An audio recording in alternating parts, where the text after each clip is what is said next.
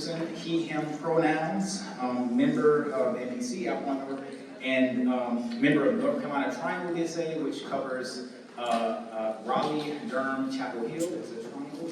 Okay. And I am the chair of the Multiracial Organizing Committee, also called MROC. Again, there are seats at the front. There are a couple seats at the front for folks who are just coming in. I'm chair of MROC. And the Multiracial Organizing Committee, I helped write the resolution 31, that was created, that created MROC. So this resolution was passed in 2021, and also helped create a prior resolution, like an NPC resolution in 2021, early 2021, called Resolution to Prioritize the Recruitment, Retention, and Development of People of Color, Black and Indigenous people of color in DSA. So that is my background. So I'm going to give a rundown of just how we're going to do things, and then we'll, introduce the speakers, and then we're going to get started on this great conversation. So we have some seats at the front. You can see if we have enough, and Sarah, if we do run out. It's good, we have lots of more here. Great. We have seats. Great. Okay, so I'll just go through the schedule real quick while people get situated. So what's going to happen is first we're just going to introduce the speakers, and then for the first 45 minutes, we'll hear, I'll ask some questions, prepare questions to our panelists, and then, they'll give answers, and then we'll open it up the last 15, 20 minutes for you all to come and share your, ask questions you want, give comments, etc. And you'll ask questions around that. The mic is right over there, so we'll get to that. But that's the plan for today. So, without further ado, I'm going to start introducing our speakers for today. Okay. So first, I want to start with Aparna Raj, she, her pronouns, is the current chair of Metro DC DSA. After dealing with personal housing insecurity, she originally joined DSA in 2019 through Stomp Out Slumlords of the chapter's Tenant Organizing campaign. For the past 3 years, she's been organizing with tenants at a building in DC's Ward 8 around the rich strike to address inhumane living conditions, where tenants have set up a new tenant association, won partial rent forgiveness, and are putting financial pressure on the owner to make much-needed fixes. She also led the chapter's fight to raise the wage for tip workers from $5 an hour to the city's minimum wage of $17 an hour.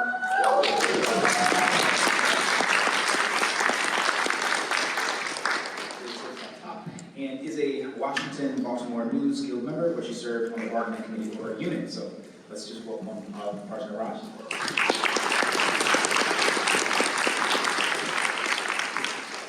So next individual I'll be introducing, and I should point at the end. So actually Akshai is at the end. So for the last 20 months, they've been consulting with Starbucks Workers United. The store unionized last July. They're also on Cleveland's Labor Steering Committee, shout out to Labor. And nationally, they've been involved in the PROACT and Building for Power campaigns as a trainer and coach on transit organizing, respectively. So let's welcome Akshai.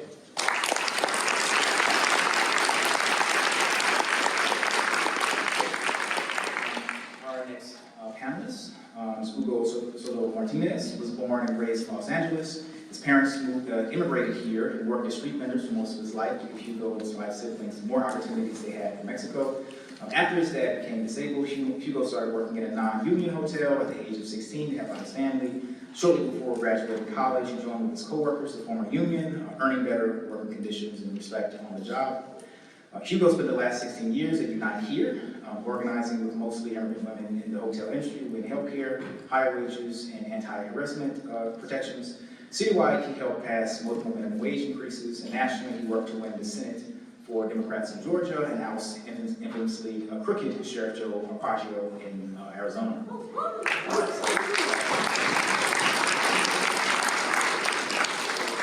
He was a DSA member for 5 years before being elected to the Los Angeles City Council. As a DSA member, he served on the Labor Committee, and he was also elected as coordinator on the Olympics Committee in Los Angeles to organize around tenants' rights and education issues ahead of the 2028 Olympics in Los Angeles. So let's welcome.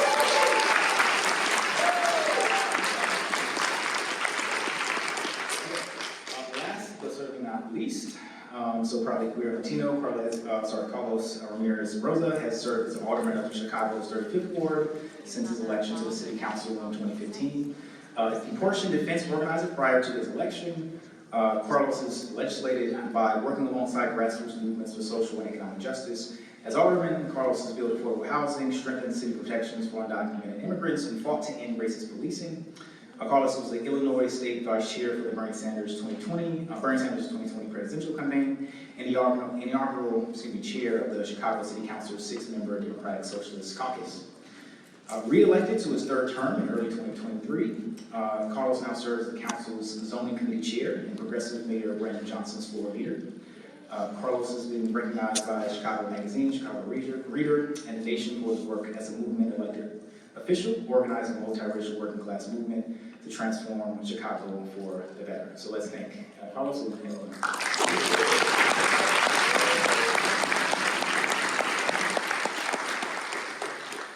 Okay, so we clearly have a great bunch of folks here.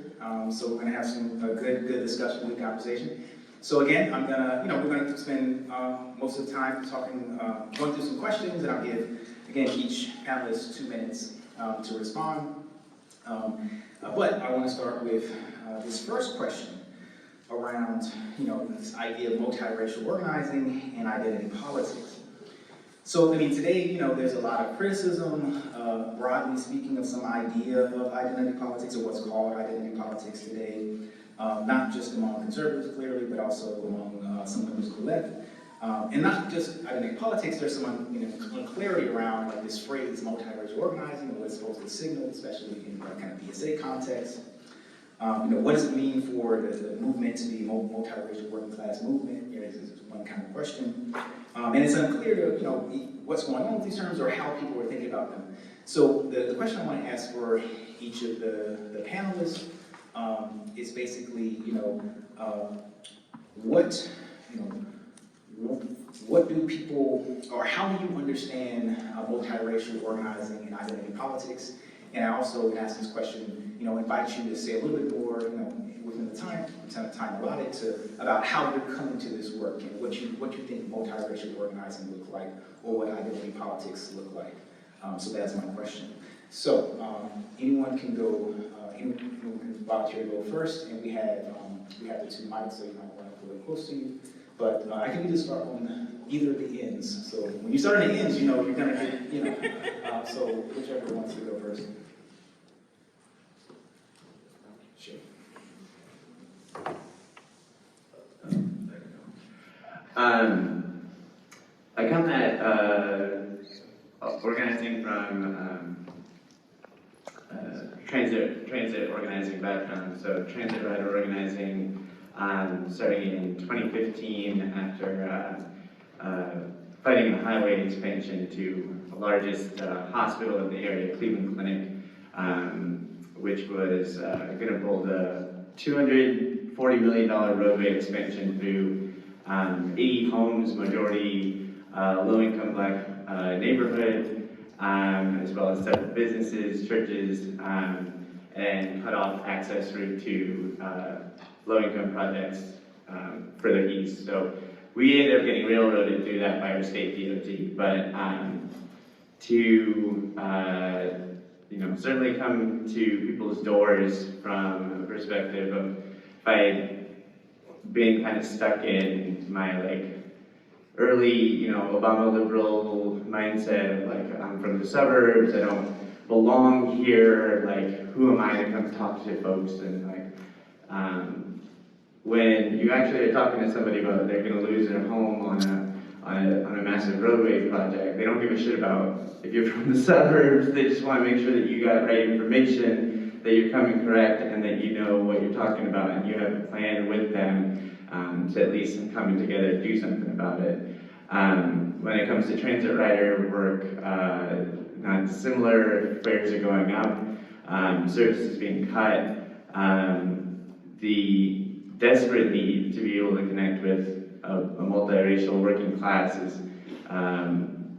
there's no option as we work and we want to win. If we want to win fair relief like we did in 2018, if we want to keep transit routes open, there's it's not really a question you can get to decide on. I think it's like we have to have a very clear mindset of how we're going to be showing up for communities in terms of what material needs are being immediately attacked. But I've definitely seen in our work, DSA being criticized when showing up to canvass in a black neighborhood in Akron and saying like, oh, look at this white group of people showing up. And it's like, we won, when it came to 2021, our Nina Turner's votes in Summit County where we needed to win. And that was from all those white folks showing up in black neighborhoods canvassing. So I have no problem with us actively and decisively deciding that we're going to engage in this work. It's when we start to wring our hands over it that I think we slow ourselves up the most. Yeah, only way forward is through. Yeah.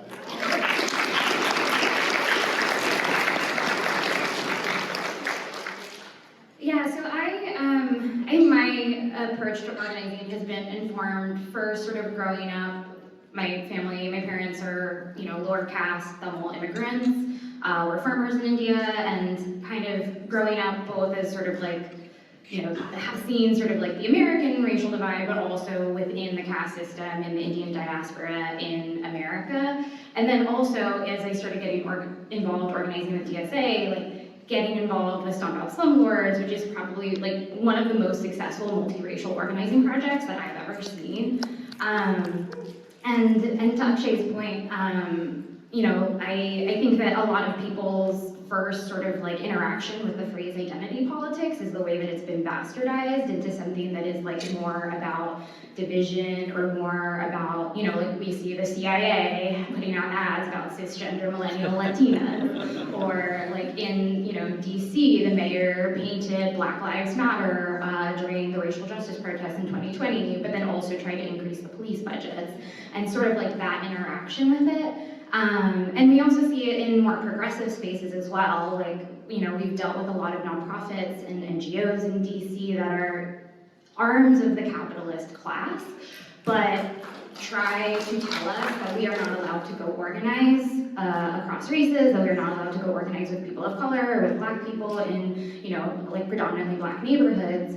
But I think, we need to get back to this vision of identity politics for what it's meant to be, which is a vision of solidarity across race, and all of these issues that we care about, all of these issues that brought us to DSA, like, being able to afford housing, being able to afford putting food on our table, being able to, like, have health care and not have to worry about going bankrupt over medical bills.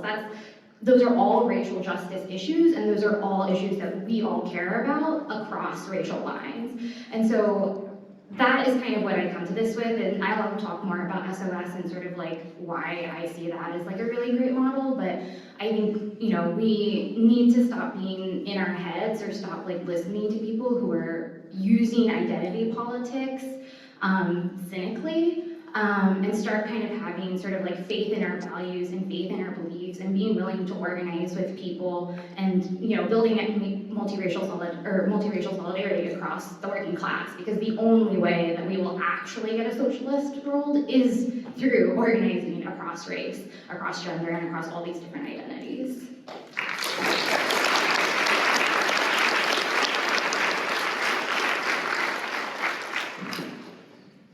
First of all, thank you so much, Kevin, for facilitating this, and thanks to everyone here, my panelists and comrades, for the opportunity to speak on this panel. As was mentioned, was a union organizer for 16 years, Los Angeles obviously is a melting pot of different racial groups. But I also had the pleasure of organizing in Orlando, Florida, for over a year. They're from Florida. Love y'all. Arizona, which is home to a large Ethiopian and Somalian community, and in Georgia, doing some of the Toro work. And so I want to speak to what I think are some of to get to the question of what are some misconceptions. I think the first one is that people often believe that there are different issues for different races that come for different workers. I'm speaking only through a union worker lens. That's actually not true. I think there are cultural differences that move people into action Filipinos have a very respect for their elders.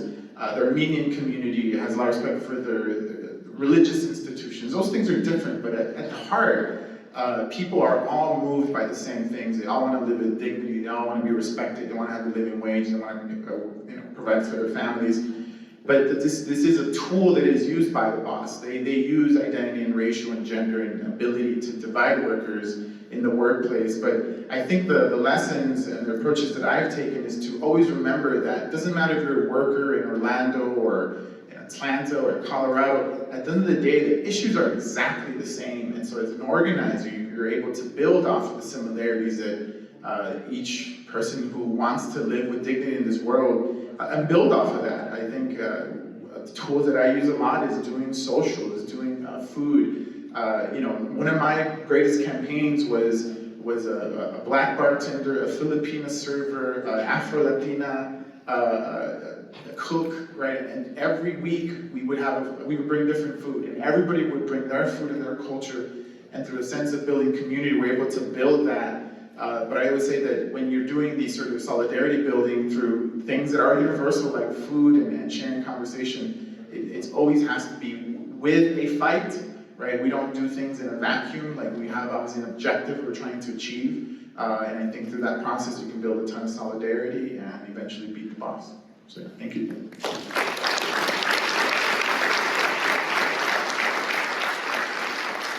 Buenas tardes, Carlos Ramirez-Rosa. It is so great to be in this room with so many organizers from across this nation who are committed to abolishing capital and truly liberating all people.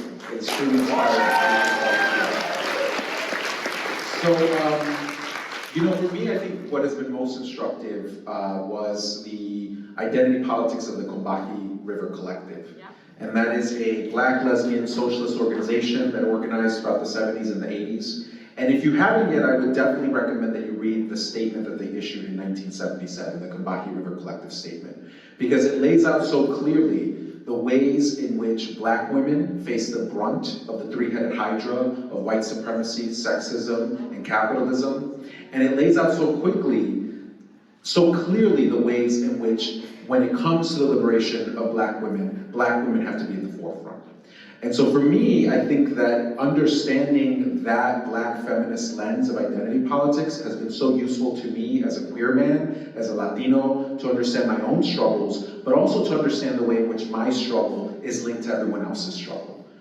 That is so critically important. Understanding that while the three-headed hydra impacts us differently, it impacts some of us worse than others, nonetheless, we're all impacted by this three-headed hydra. And we all have a responsibility to link arms, to stand together, and to take it out. So the capitalists win by trying to divide us. We win by coming together with shared struggle. And I think that has been clear from the three other panelists in their statement, that when we have seen the best examples of multiracial organizing, it has been through struggle. Whether it's taking on the same boss that's exploiting all of us, or taking on big and powerful landlords and developers. So I'm really proud of the history here in the city of Chicago. We were the home to the original Rainbow Coalition, where the Young Patriots, right, they were Appalachian Whites, they were Marxists, linked up with the Black Panther Party, Black Marxists, linked up with the Young Lords Party, Puerto Rican Marxists, and said we all have a shared struggle. We're different, right? This system impacts us in different ways, but we all have a responsibility to come together. And that's the identity politics that I ascribe to, and that's the vision that I think we should all seek to replicate when it comes to our own organizing in our own communities.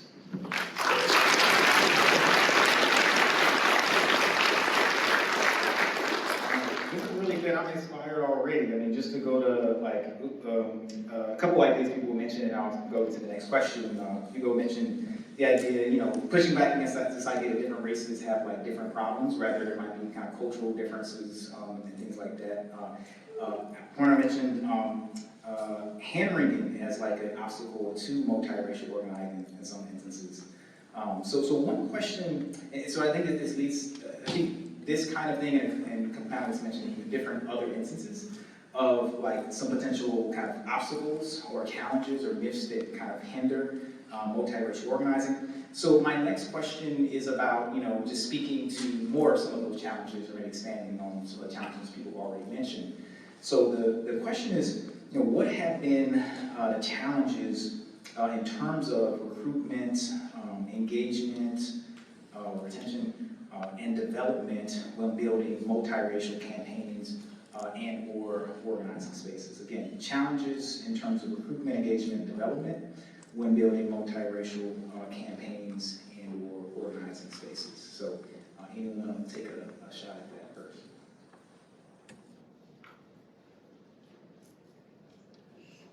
I know there's some challenges, come on now. Y'all know. All right. I think, my primary place of organizing has been through our local base building project. It's an independent political organization called United Neighbors of the 35th Ward. And our community is primarily Latino and white. Chicago has an ugly history of segregation. And oftentimes our base attracts a lot of young people, professionals, overwhelmingly white, who have a lot of free time. And I'm so glad and so grateful that they spend that free time knocking doors and fighting for tenants' rights and fighting for their liberation and their neighbors' liberation. But a lot of times we have struggled to recruit and bring into our base more working class Latino residents. They just do not have the time to, spend their weekends knocking doors. Oftentimes, if they're going to be doing something, it has to generate income for the household, right? And sometimes women will say, look, I want to go out and knock doors and I want to be part of this project, but my husband, my family's like, what the hell are you doing, right? Like, you're not getting paid for this work and you're out here doing all this volunteerism. So that has been one of the struggles, and I think also making sure that we are creating spaces that are welcoming to everyone. And so for us, it's been critically important to provide childcare at our meetings. It's been critically important to provide simultaneous translation at our meetings because of the number of Spanish speakers that are present. So I think just kind of being cognizant of what are the barriers that exist to get involved and activated for different communities, and then trying to make sure that you're working to address those in your organizing.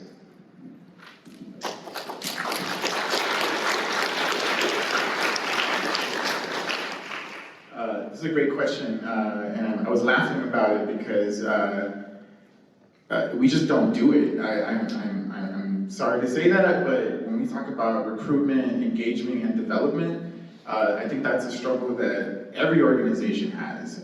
Now, I'll speak to the DSA sort of world, because in the union, we actually do it quite a bit. I mean, I'm a rank and file member. I mean, I was recruited, I joined the fight, we won the union, but obviously Unite Here is a very special union nationwide. They do that very well. Yeah, clap it up here in the front. Again, I'm a product of that. Even winning city council was the union building worker power in the city, and we beat an incumbent. But it's just want to say, like, organizers don't grow on trees, and I think in DSA LA, I'll speak to this. Is like that's the thing that I think we're really trying to turn the corner on doing. I think oftentimes a lot is about growing the membership, which we should, but if we're not growing core leader, you're not doing anything. And I think that's number one. And number two, you have to campaign. Like I jumped around DSA LA in different committees, and I'm like, why are people talking? Like I want to know what we're gonna fight. And so that's where I landed in Olympics, because they were actually door knocking tenants. They were creating scripts. They were like doing trainings. We learned the 5 steps of the house visit, right? Which are get in the door, share your personal story, agitate, plan to win, and push and ask.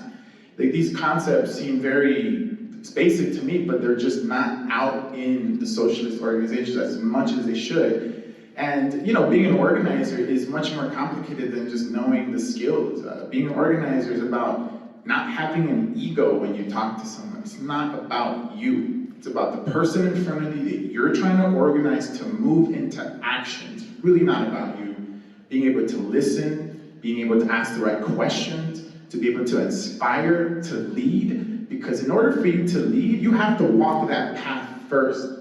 The reason I can go to a worker and say, I'm asking you to put your life in my hand, because we're gonna beat the bosses, because I did it. And I know the fears that come through that, and I know the struggle, and I know that you're gonna be thinking about the effects of your family when you lose your job, and when you gotta tell your husband or wife or spouse that you're doing this and it's crazy, and you're gonna beat this multinational corporation. I'm telling you because I did it, and I had to go through all the emotions and ups and through. That cannot be duplicated by talking. It can only be done by fighting, and you're gonna grow and you're gonna push yourself out of a comfort zone. But if more chapters did more actual campaigning, we would be so much stronger. So we just gotta do it.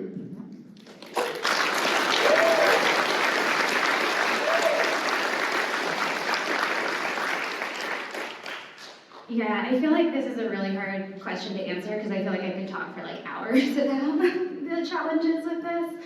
Because there are both external challenges and internal challenges. And I think, like, you know, kind of going off of Hugo's point a little bit, like, organizing takes time. It is, you know, I've been organizing with this building for 3 years, and that's 3 years of like building relationships with people. It's not like a campaign that's time limited where you're just trying to get a vote and go on. Like, you are sitting for one-on-ones for hours, you're talking to people, you're telling them about your lives, you're talking to them about their lives, their housing conditions. And it's also been 3 years where conditions are still really shitty. And you have to like kind of agitate and say, like, try to prove the point that this is worth it and that like the risk that they're taking on is worth it in the end. And those are really difficult conversations to have. And I think that can be part of it is internally, like there's, you know, it's difficult to really have those conversations. But I think, you know, in our tenant organizing, like we've seen folks start to join DSA who we've built a relationship with, who we brought them to sort of meet with like DSA electeds around how their issues can become priorities for policy. You know, like we've also, like with the Initiative 82 campaign, we have canvassed in buildings that we are organizing with.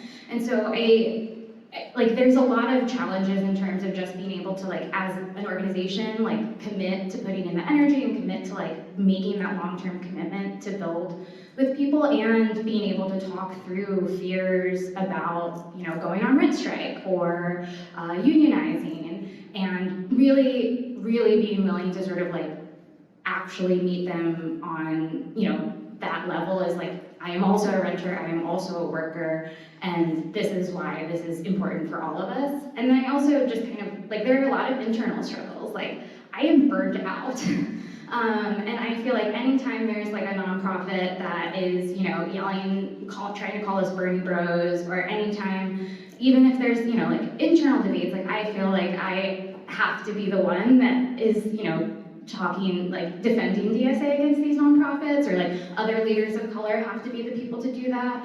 And so if we internally want to be able to recruit and develop leaders of color in this organization, like we have to be able to support them. You know, like it is really hard to do the leadership work within the organization and then also have to be the person who's like having to defend the organization or getting screamed at by like people who are trying to say that we're like, we can't organize a rent strike, or like, you know, we're being racist or something. And so I think it's like, when we talk about leadership development and like building leaders of color in the organization, it's a responsibility on everybody in this organization. It should not just be a responsibility of the people who are already leaders of color.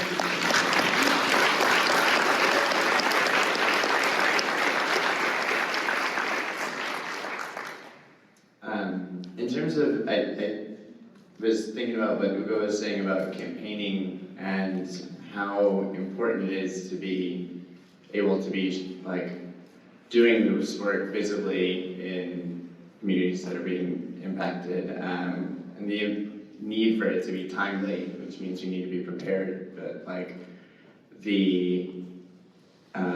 both the ability to show up when you know that there's I'm going back to the same example of our fare hikes and service cuts in like 2015, but we also had our mayor take on a decision to close our main transit hub in the middle of our city. He's a 4-term mayor, had never really lost the political fight, and just to be a bunch of, you know, essentially DSA-founded bus riders ready to step up and take on in demonstrations, in city council meetings, and and improvised where we needed to.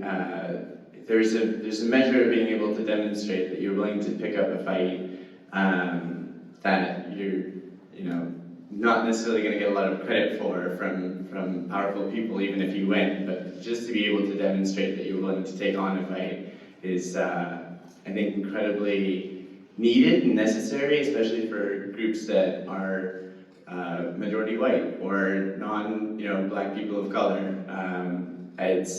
We're in a majority Black city, at least for the last several decades, and our working class, our chapter doesn't resemble like our working class, but that doesn't mean that we aren't capable of organizing with it and building out leaders.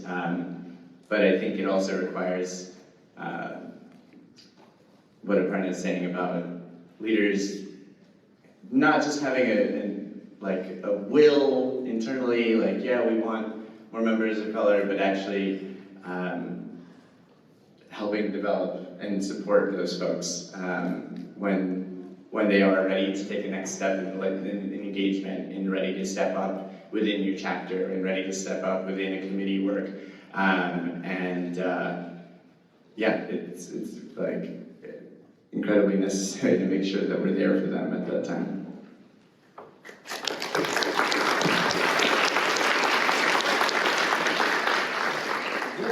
you. I mean, you really speak, you definitely speak to me, leadership burnout for people of color or people of color in the organization. Like how, they put you on like 10, 15 different committees for this. I feel like, wow. I see a couple in this room, y'all, like, oh, okay, you want to come speak for this? Anything about race? You don't even, But yeah, I mean, leadership burnout is definitely a real issue. So I definitely kind of, I want to emphasize that, and having to always defend DSA, and like it should be like a responsibility of us all, right?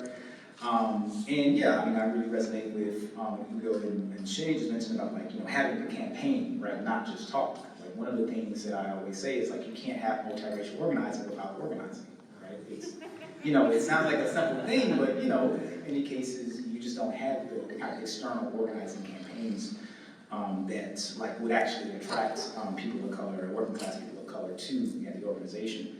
So this kind of moves into a question around like, what are some examples within DSA or kind of other organizing spaces or organizations that you think exemplifies multiracial organizing? What are things you think DSA members can learn from when it comes to multiracial organizing? Again, any examples within DSA or outside of DSA or spaces you may have been involved with, been in, that it kind of showcases multiracial organizing, the kind that I think DSA may be able to learn from. So, you have anything to say about that?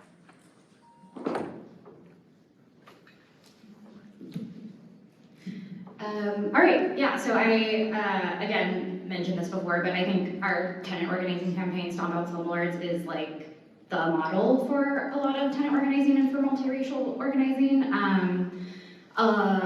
Just to kind of also like go over it quickly, like we have monthly anti-eviction canvases where we pull sort of eviction data in DC and go and knock doors and let people know their rights, because a lot of times people don't even know that they're getting evicted, and that's just a default ruling against them. But that's also an opportunity for us to identify where there are buildings where there are conditions issues or opportunities for longer term organizing.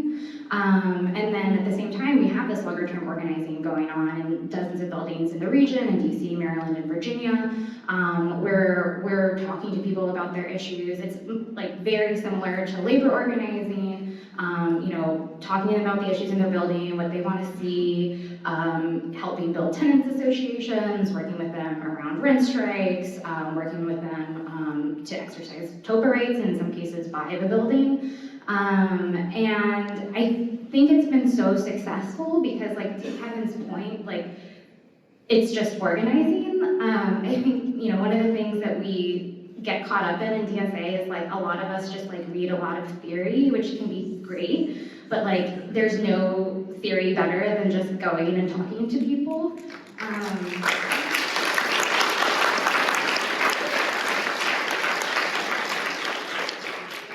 And I think part of of it is like when you talk to people, like you see this is a long-term project, and you can see that, like, you know, I've been at this building for 3 years. My co-organizer Alex has been there for even longer.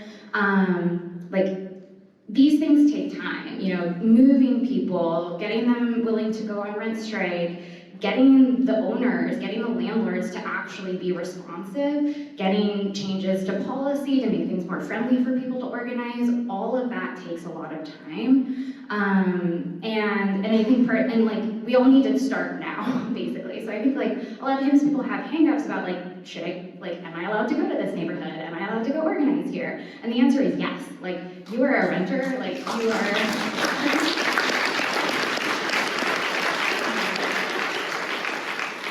And again, if we're gonna build solidarity, we have to start building solidarity. We have to talk to people. We have to get them agitated about the conditions that we're living in, about the society that we're living in. And what's been really beautiful about SOS too is like we're not just organizing within buildings, like we're building the connections across buildings. So we are really building a regional tenants movement. You know, we have tenant leaders in different buildings who are going at buildings that we're just starting to work with and talking to them about what the rent strike has like meant for them, talking to them, you know, giving them advice from their experience of actually being on rent strike and dealing with similar conditions. And when all of these specific fights are over, like we have a base. We have a base of tenants in DC who are organized and ready to fight back against the landlord class. And so I think like all of this is just to say, just go talk to people. That's the biggest lesson.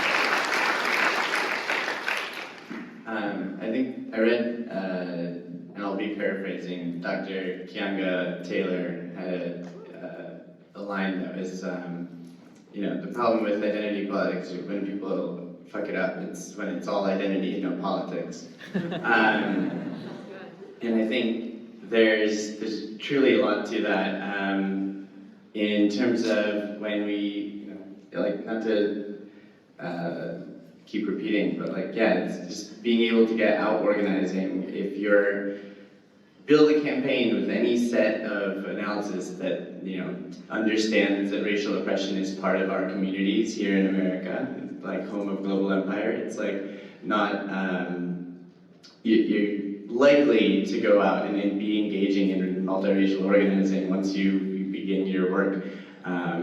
It's been phenomenal to get to present actual fare relief to people, to bus riders who only have ever seen fares go one direction, and believed it inconceivable to be able to actually go back down in the fare amounts. And when you have a crew that's made of from, you know, a wide variety of our racial communities, but homeless to working poor people to, yeah, even professional commuters, being able to show that they have solidarity and that they've built something political about who they're engaging in class struggle with, even in you know, their different income situations and different situations of living. I really hope that this is an area with, in generally, that are like our Green New Deal campaigning can really capitalize on, because when we're dealing with the shared degradation of our environment, we're all breathing this shit smog air from Canadian wildfires here in the Great Lakes. There's no racial privilege when it comes to how you're dealing with that air at that point, and that's not becoming something that's a new norm. That's not something that we're going to get to figure out which zip code we can relocate to avoid that. Not to say that those environmental justice issues of decades haven't been based on zip codes, but we are absolutely moving to a space where we are going to need to break out of kind of the past methods of campaigning on ecological issues to be able to do broad-based mass movement work.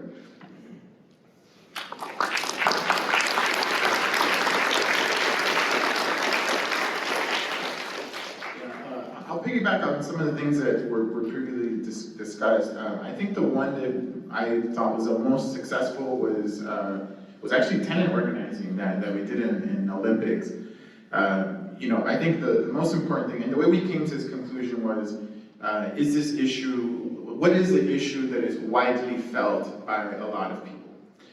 Which is important. We said, is this a winnable thing that we could do? And do we have a very clear target? And so when we wrestled with those three questions, we said it has to be tenant issues because this district is going through a lot of gentrification. That was widely felt by a ton of folks.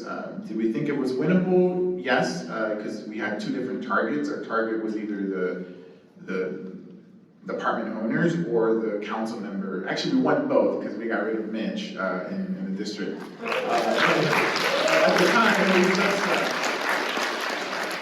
At the time, it was just really focusing on creating tenants associations. And most importantly, which we talked about earlier questions, is does this give the ability to train our current cadre, right? So we were like, we're gonna go door knock. And it was met with a lot of resistance. And similar to your points you made, Aparna, is like, we were like, we're just gonna go door knock. Like, we're gonna pick a section of the district and we're just gonna door knock, like cold knock people. And as a result of that, we collected over 1,000 signatures from folks that said this is an issue that we care about. That got sent to the council member. I believe we did in a series of 6 months, we did 3 tenants' rights workshops where like random people just showed up and like heard their spiel about what their tenants' rights could be. I think some shortcomings that we probably could have aligned with other existing groups. We did a little work with our tenants union at the area, but those relationships were not as forged as more. And I think we could have worked with other established organizations that probably already had connections to the Latino and Central American community that we were door knocking. I think those were missed opportunities. But it accomplished everything. We brought people in, we did a ton of work, people got outside their comfort zone. But I think it's different for every city. I think, answering those questions, right? Is it widely felt? Are people angry about it? Is it winnable? Can you identify a clear target? I think other things that could work in Los Angeles are issues with transit. That is, man, our transit system sucks. It's so bad. I think other things too is about water capture programs. Southern California is going through a lot of drought right now. And that's very much tied to the climate. But I think, answering those questions, winnable, is a target, is it widely felt? I think it's the way to go.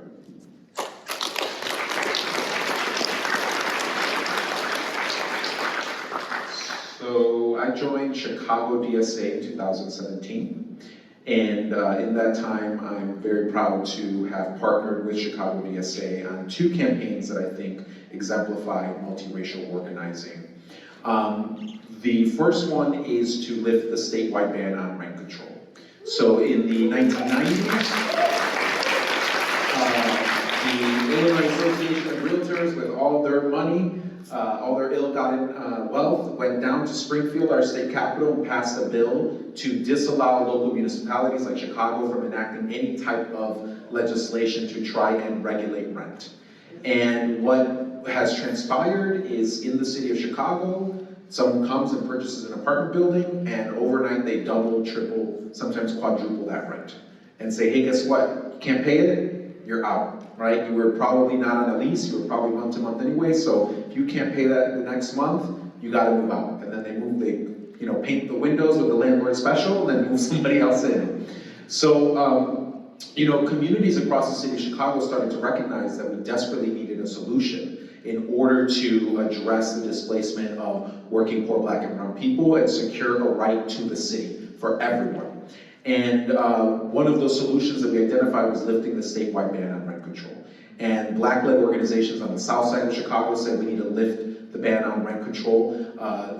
Working class Latino organizations on the southwest side and northwest side of the city said we need to lift the ban on rent control. And what was really beautiful is that DSA, regardless of what community this issue was being taken up in, because we put it on the ballot as a non-binding referendum. We don't have binding referendums in the state of Illinois or the city of Chicago, but we put it on the ballot as a non-binding referendum in various different communities. And wherever it was put on the ballot to be voted on, it was DSA members that were out there canvassing, that were doing the work, that were working hand in hand with brown-led organizations, black-led organizations. We have not yet won lifting the ban on rent control, but we did win stronger renter protections through the fair notice ordinance, which means that you can't just be told from 1 month to the next that you got to move out, depending on how many years you lived in that unit. You have additional time. That campaign has led to other strong wins, including at the local municipal level. The other campaign comes out of the murder of Laquan McDonald and the subsequent cover-up, where the Chicago police shot a young boy 16 times, and then Mayor Rahm Emanuel covered it up. And a black-led organization in Chicago called the Chicago Alliance Against Racist and Political Repression said in response to this cover-up that they wanted to enact community control of the police, which is a demand that goes back to the Black Panther Party. And Chicago DSA was one of the critical organizations in uplifting this demand and organizing to pass CPAC now. Now you may be thinking CPAC, the Conservative Political Action Committee? No, CPAC was the Civilian Police Accountability Council.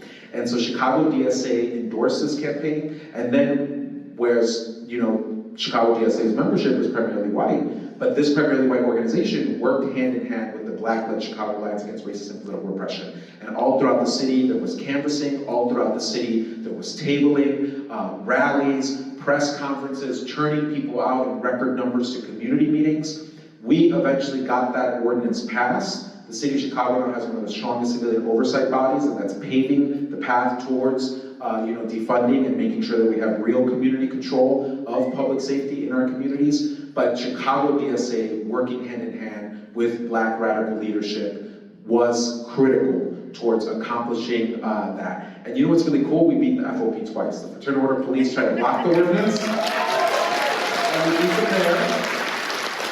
And then Chicago has 22 police districts. And so under this ordinance, 3 police district councils are elected in each one, and we beat them there again. The vast majority of those district councilors are for abolition, are for end to racist policing, and that strength of that coalition also helped lead to the election of Chicago's first labor union member as our mayor, Brandon Johnson.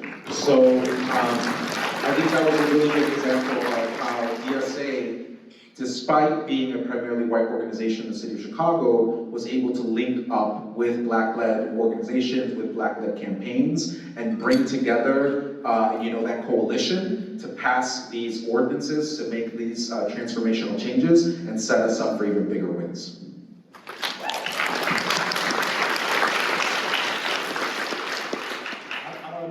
I'm very inspired and excited. I just want to knock doors. I don't even know what.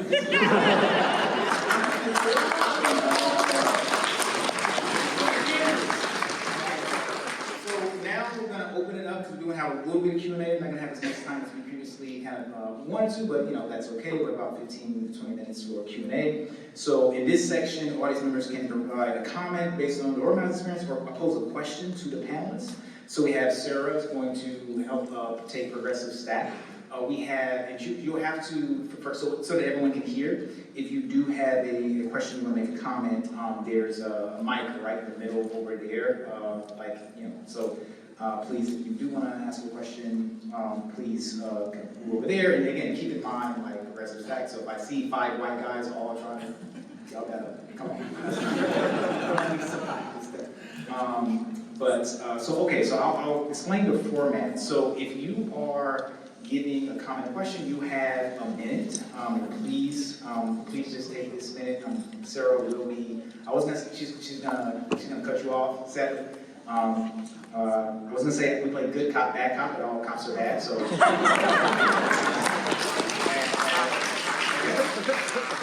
You'll have a minute, we're gonna wrap it up.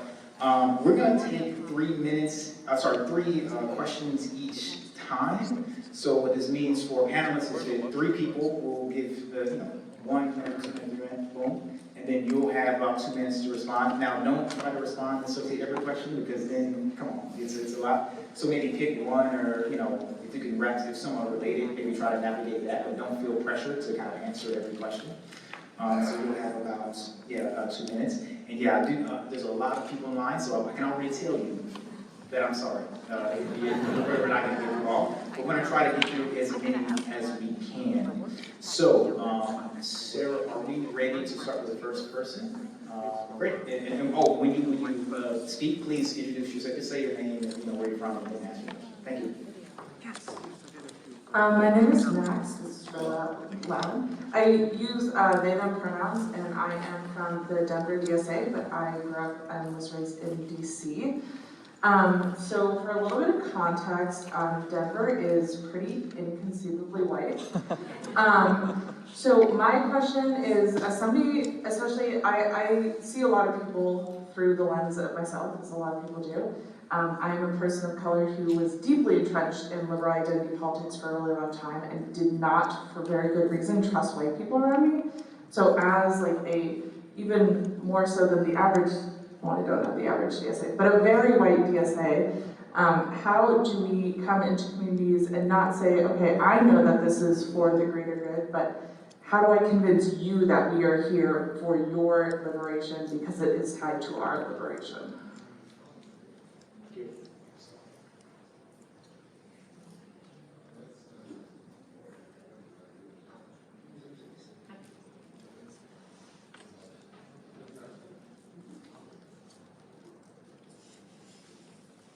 Hey folks, my name is Diana Moreno. I'm originally from Ecuador, but I am organizing with Queens DSA.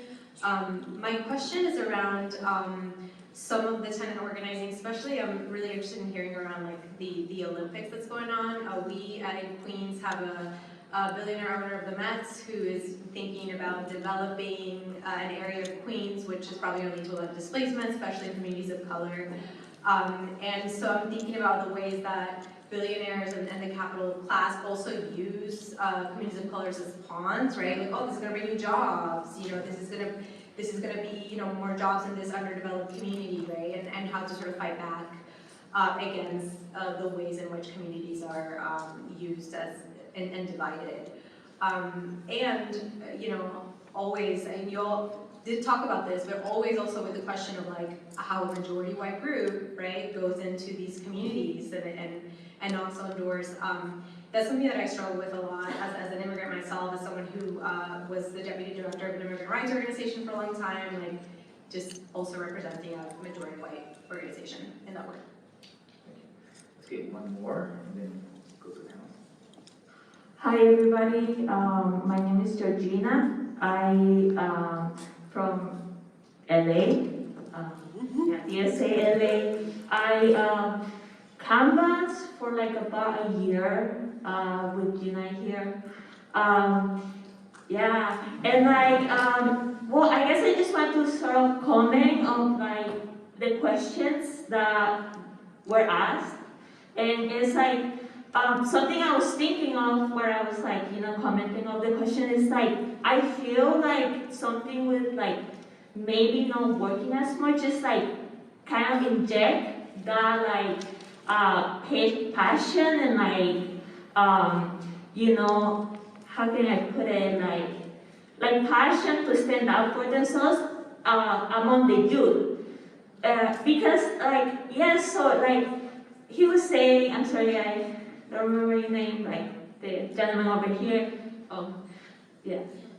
Yeah, so like sometimes like in the communities, they don't like want to go out there as a volunteers. They do want to get an income because it's like part, it's like what we've been teach like 3 generations, right? You need to be the house, the sustain of the household. But something I feel that you can convince young people is like by telling them you're gonna get experience for this. You can put on your resume. This is gonna help you in the future. You're gonna develop communication skills. And that's something I learned personally from being a canvasser and have helped me at this point in my life as well. And I think it's something that young people will appreciate as well if you put it that way. Thank you. Thank you. Thanks so much for the question. Let's go to the panel because keeping it's already hard to juggle 3 questions. So anyone want to comment on any of those questions? I can try to address sort of like the combating distrust of white people and stuff, and DSA, and this is also like from my specific experience, so not sure if others have had different experiences. So I think first of all, like, feels important to say that like in all of the electoral canvases, in like the tenant canvases that I've done, I don't think I've ever knocked on a door or heard of someone else who has knocked on a door who has been like, wait a second, DSA is too white, and like I think if you're going and you're talking to people about the issues, like you're talking to them about raising the wage for tip workers, you're talking to them and asking them and saying, hey, like, have you heard that you have an eviction case coming up? Or hey, like, you know, have you heard about this election? We have not gotten that reception on the doors as far as I can tell. First of all, organizationally, because as much as it pains me to say, like, a lot of people don't know DSA still. And then also just interpersonally, because I think people, you know, are people, and the same any way you would for DC, like, you know, Ward 3, Ward 2 is like the richer, whiter words. The way that I would not, like, I feel like I would have unfriendlier conversations there, and I do have unfriendlier conversations there than any of our members have in Ward 7 and 8, which are predominantly working class Black neighborhoods. And I think, you know, we are all people who are struggling with rent, who are struggling with making enough money, who are struggling with this. I think coming to people and approaching them as the people that you are, as the full people that they are, and talking to them about these issues that materially impact us all is the best way to connect with people in that moment. And you know what? You're gonna get some people who are gonna yell at you. That's just canvassing, and that's just organizing. And that sucks, but then you move on to the next door. And we've definitely had, even within like the tenant unions that we work with, like there's been some dissent, there's been some conflict, but that's also just part of building a mass organization, and that's part of building a mass movement. Like there's gonna be tension, there's gonna be conflict, but you just, I think like mentally, you just gotta try to like cut through it and try to connect to people on a human level once you go up to those doors. And then like from there you start the long struggle.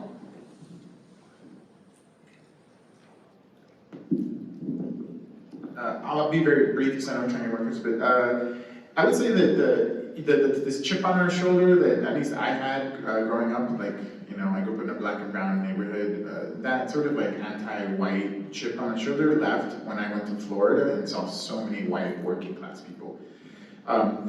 That doesn't exist in Los Angeles. Everyone there is white, is very wealthy, they look like models, they all come like for the actors, to be actors and writers and all this stuff. But I would say that the housekeeper, I've seen some of the best organizers be white, and I'll tell you that the housekeepers don't care, the Black dishwasher doesn't care, like, they don't care. Like, they just want their stuff to be, they want to be able to fight. But I do say that for my white comrades, there is a certain level of sensitivity that should approach in that, right? Like learn the culture, learn the language, you know, do that work.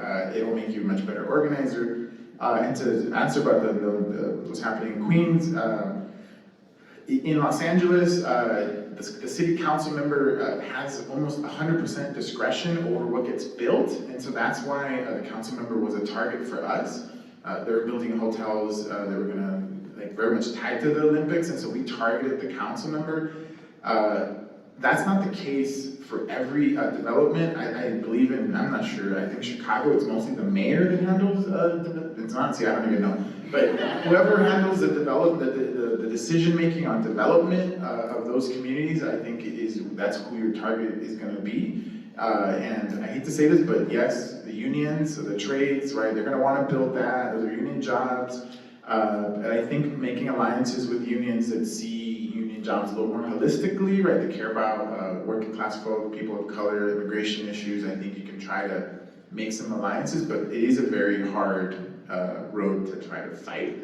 Most unions, including my own, are usually in favor of some of those things. So I was actually against the position of the union. Like, I did this work outside of the union. They want the Olympics to come. I still don't. But it is a tough fight. But find out who does the development, and that's what will lead you to the fight. So You know, I would say in terms of some of these questions, how does a majority white organization show up in black communities or brown communities? How do you convince someone that, you know, you're there for their liberation? I would say first and foremost, don't be an asshole. Like just don't. Have some self-awareness, have some intentionality, and really think about like, who are you, where do you come from, what are your lived experiences, what's your way of understanding the world, and try and figure out, you know, and figure out by listening, because listening is so key. How is it that we can find commonality, and how is it that we can build together? But don't be a chauvinist, don't be a savior, don't come in there and say, I know better than you, I've read more than you, I'm gonna tell you how to get this done. Actually really listen, because listening is key to building coalition and shared understanding. And along those lines, I think that if you're trying to show up in a space and convince someone that they're there for your liberation, for their liberation, first of all, you gotta answer the question, how are you there for your liberation? Right? How are you there to liberate yourself? And how does that struggle that you are going to take on link to their struggle, right? And find that bridge, find that connection. But lastly, don't overthink it, because we don't have time. The planet is burning, the planet is boiling, right? And so it is so critically important that we take action. So, but that is kind of the tension, right? Out of that sense of urgency though, we have to not be assholes. So if it does mean that at some times you have to kind of slow down and reassess and evaluate how you're showing up in a space, or evaluate, you know, your strategies, take that time, because we got to get it right, but also don't let it stop you from not taking action that is critically important. And I think one of the things that you've heard time and time here again is that the best examples of multiracial organizing come out of real struggle, come out of people coming together to take on landlords, to take on the boss, to run and win transformational campaigns that are going to immediately improve people's lives, but also set us up for bigger wins in the future.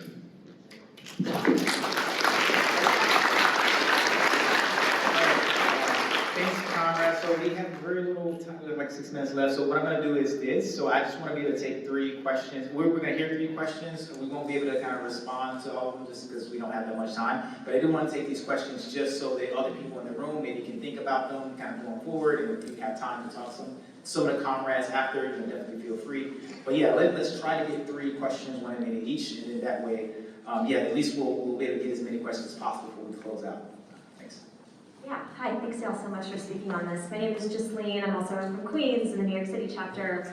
And something that I've struggled with in our chapter, and I think at large in DSA, is that the multi-tenancy, multiracial component is there, but the multilingual part is not really felt. And so when we run electoral campaigns, we'll translate things into 3, 4, 5, 6 languages. When it comes to integrating people into the chapter, I've been hesitant to invite people, say, like when we were involved with the New York Taxi Workers Alliance, many were Bangladeshi, Punjabi immigrants, and I don't know that they would feel ready or comfortable coming to, say, branch meetings or chapter meetings and deliberate and like congregate in the ways that other English proficient people do. So my question is if you have tips on how to organize that and ways to just make it a meaningful space for people who speak more than one language. Thank you.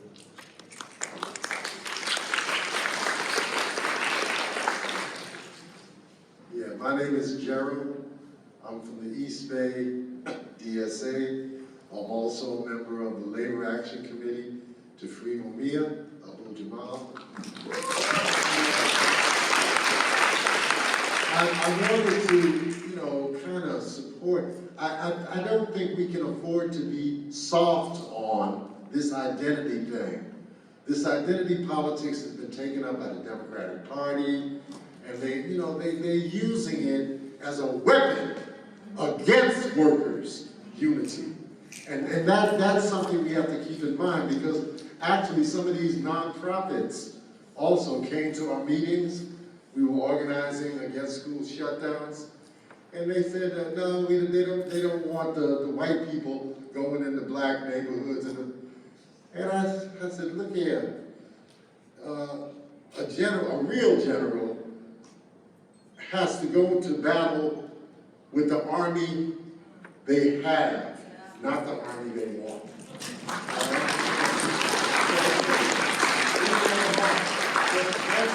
That's poison That is poison, that identity politics as a weapon against our unity.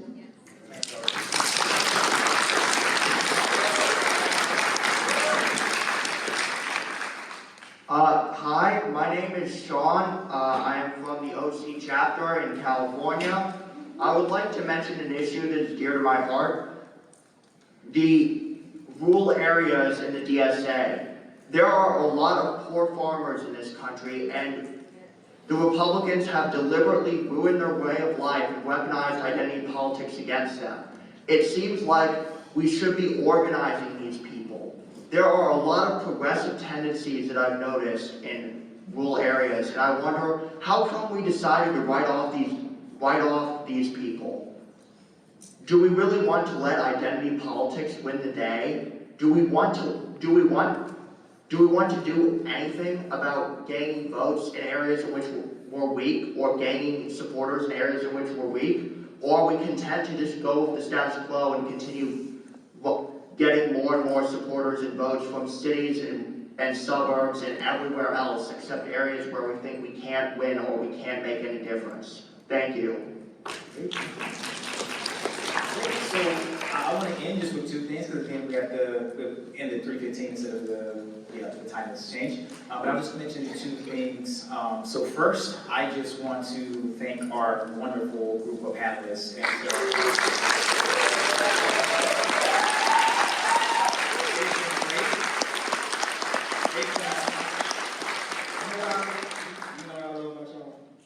Y'all were basically on time with all your, when you gave responses. You're a good facilitator. Yeah, and you went over, but you didn't go over too bad, so I'm like, okay, I respect you, I respect you. So yeah, again, we have really wonderful panelists, and definitely, I really appreciate them, again, Sarah for helping. The last thing I'll let people know, also, thanks to you all for coming. It's really great to have a packed house to talk about multiracial organizing. This is very exciting. I'm really happy to have you here. So